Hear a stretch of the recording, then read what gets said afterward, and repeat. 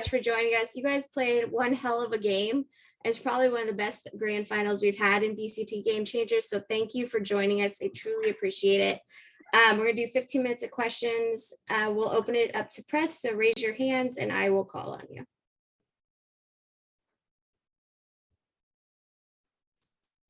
Scott, go ahead. Hi there.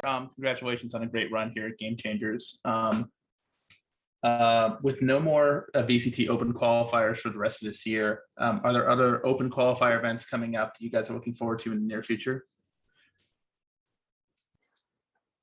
Yeah, we have a couple of like co-ed 10K events that we'll be playing in.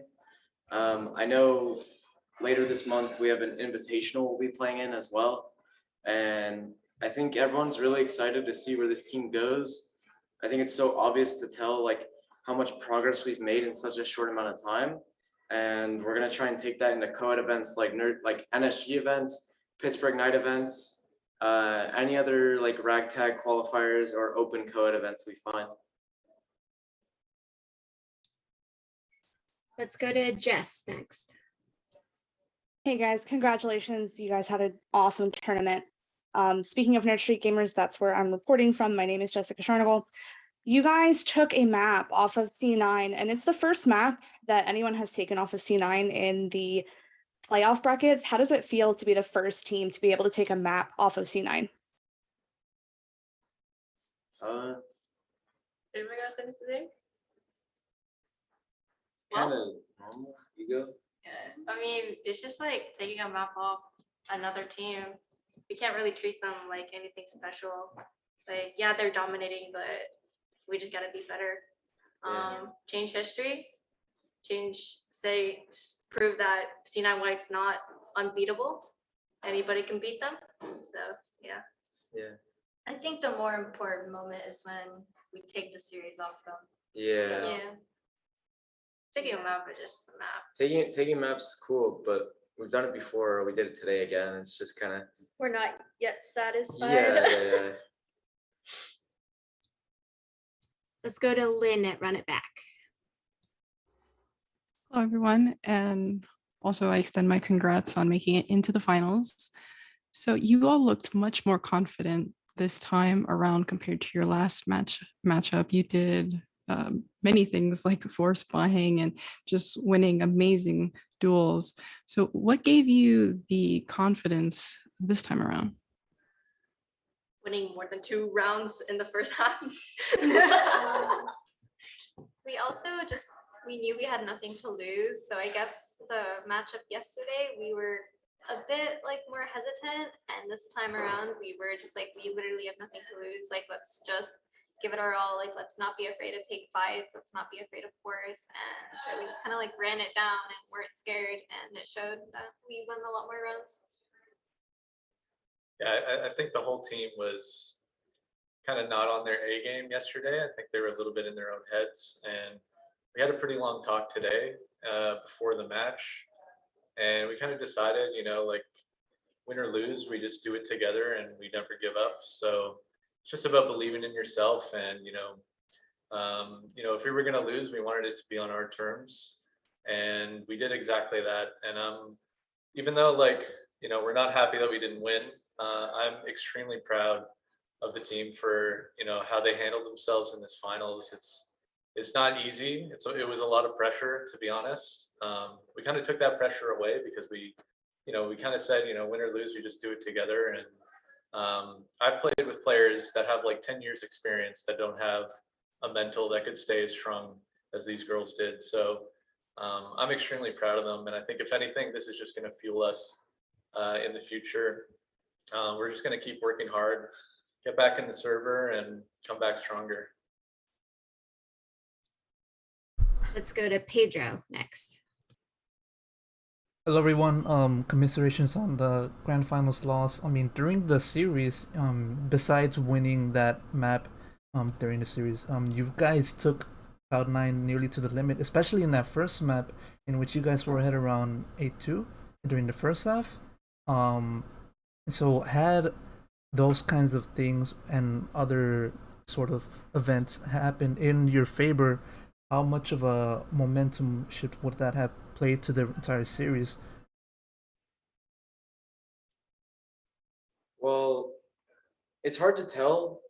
I think we all know that we should have or could have won Icebox, but being the start of the series, it was nothing to dwell on. We just had to keep going. To be honest, we don't like practice Ascent. It was our permanent like ban for this tournament. So if Icebox had gone our way, our momentum probably would have kept going into Ascent, even though we don't play it. I still think we put up such a good fight. And that could have changed the whole outcome of the series from being 3-1 in their favor to 3-1 in our favor. I think the only map that seems like we got truly like, you know, beat on was that last map on Bind. They have a really strong Bind, but every other map, if you watch it back, if you watch back those clutches or the 2-on-2s or the 3-on-3s, it could have been a 3-0 Shopify. It could have been a 3-0 Cloud9. It could have been a 3-1 Shopify. It was just such a close day. Let's go to Rick at Checkpoint next. Hey guys, thanks so much for being here today. Now, a quick question of just essentially, this is now the third big tournament that we've seen women competing in. What do you think it's going to take women's Valorant to the next stage? Like, what is the thing that's going to really propel women into the forefront and not have it be like what some people see as like a step below just the men's tournaments?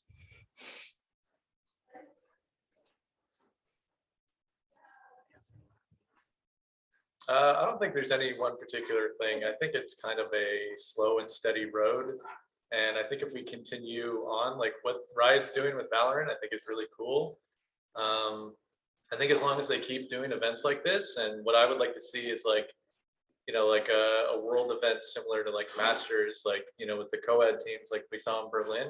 I think an event like that would really help. But this alone, like, this event was really fun to watch, and like this last match was like so cool. And I think as long as we keep having events like this and keep promoting it, I just think it's going to get bigger and bigger. I can't think of any like one thing.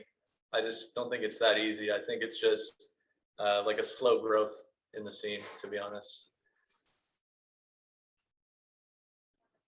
Okay, let's go to Bonnie next. Hi. First of all, congratulations on a very well-fought final. So I know you've said that winning Haven was not such a big deal to you because, you know, it's just one map. But after the first half, you guys really sort of came online, I suppose. So can you talk through your mentality going into the second half and how you changed things up there? Yeah, we just the other day, the half was 2-10 on Haven against C9. And this time it was 4-8. And I told everyone, I said, guys, we got double the breathing room this time. And we knew our defense is quite strong, especially when everyone gets fired up. And that pistol round at 4-8, I got a 4K, which got everyone fired up. And then Cloud9 4 spot. And that was a mistake against me because I was feeling it at that point. Got another 4K. And then at that point, the game is already back. Since they 4 spot, the game is already back to 7-8, like just like that. And Valorant's a very momentum-based game, especially Haven. The way that map is designed, it's pretty bad.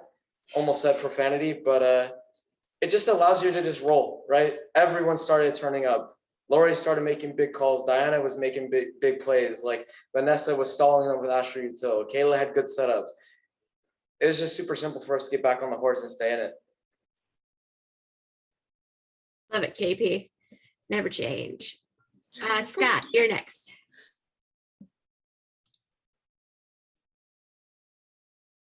Right. So what would you say is sort of the possibility of potentially a Game Changers LAN event down the line? And what would you guys do differently? And I know you guys are really hoping for it. I think we all are. What would you guys do differently in terms of preparation, doing an offline event compared to an online one? Did you say the preparation? Yes. If anything, I think we would just scrim together, like in this facility, and get used to being on land with each other, and just do our regular practice schedule. Honestly, for preparing for a LAN, really the only thing that you can do is, just being together is like the biggest thing. And a lot of times just going to LANs is like really the only thing that can help you. Everyone's different. Some people perform better at a LAN. Some people, get a little nervous. But either way, just, playing together, I think is really the only way to prep for something like that. I don't think in terms of like strategy or like practice schedule, I don't think anything would really change. All right, last two questions. Jess, you're first. You said that you had a talk today. Can you go a little bit more into detail about what kind of things you talked about before the match? Just deathball them their ass. That was honestly, that was the talk we had. The other day when we played them, we were just so scared, so hesitant. It was like we were just playing not to lose. And today it was like, F it, nothing to lose. Just go back to our normal play style. Just disrespect them. Like, there's no reason to give them the respect when like they have everything to lose, and the expected result, you looked on a betting website and the match odds were 20-1 for us to win. So there's literally zero expectation. Just run at them, hold W and shoot them, shoot their bodies. Like, and you saw on Icebox, they started getting scared. We were up 8-4 and they started nervous. They started calling tack pauses. All we had to do was close out the game. I mean, that was basically what we talked about. Just run at them. Yeah, we reviewed the Cloud9 game from yesterday, and it was pretty clear to all of us that, it's not really how we usually play. Like, it was pretty clear that we were in our own heads, and that it was like very much a mental thing. And like KP said, it was just like, win or lose, we do it together. And like, we really like, we don't care about losing. Like, we just want to play together and fucking like, oh, sorry. And just show that like, we can compete with them. They're not superhuman. We're all really good players. As long as we're confident in taking fights, we can win. And I think we showed that today. Obviously we didn't get the win, but we showed like a tremendous amount of promise. And I'm really happy with like, again, like how they fought, and like they never gave up, which is really cool to see. You're allowed to curse on this. This is not live broadcast, so please. Fuck yeah. Last question goes to Pedro. You guys mentioned about the preparation for LAN and hopes for a future LAN, and so this is a sort of pseudo follow-up to that. We've seen various Game Changers-esque events happening in other parts of the world, and so I'd like to know your thoughts about possibly seeing an international Game Changers event. What are your thoughts on that? And have we reached a point in which that kind of tournament is possible? I think it'll be fun. An international event, I like think it's possible. yeah, somewhere like not in the US or something. That'd be fun traveling around and play, and just like I bet the energy there would just be amazing.